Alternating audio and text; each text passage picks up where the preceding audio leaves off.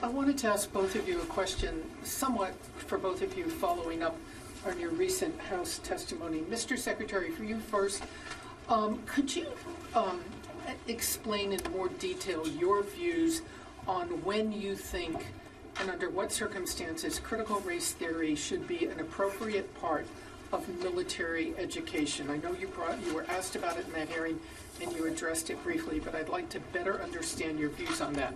And for you, General Milley, in that hearing, you said to Congress that you wanted, in your words, to understand white rage and what it is that caused thousands of people to assault the Capitol and try to overturn the Constitution of the U.S. What caused that?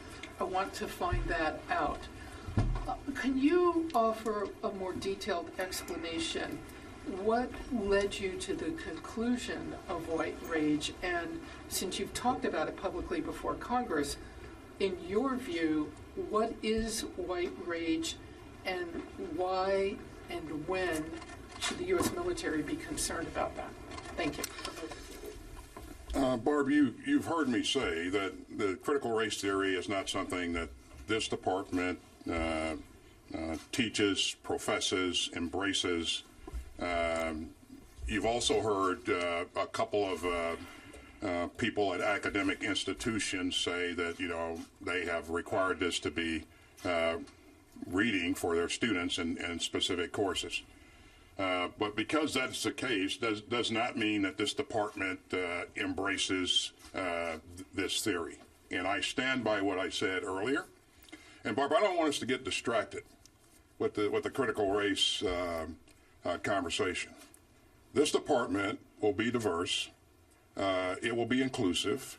And we're going to look like the country that we support and defend. And our leadership will look like what's in the ranks of our military. And so I'm committed to that. This department's committed to that. The chairman's committed to that. And that's what we're going to stay focused on. And so, we're not going to spend too much time debating the merits of this theory or any other theory. We're going to stay focused on making sure that we create the right force to defend this country and promote our values. And I know that's important to you and all of you in this room as well, Barb. But I thank you for that question.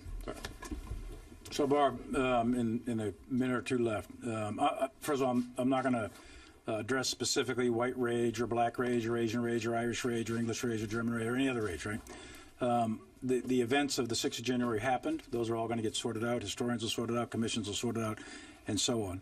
But I do think it's important that we as a professional military not only understand foreign countries and foreign cultures and foreign societies. That's important that we do that.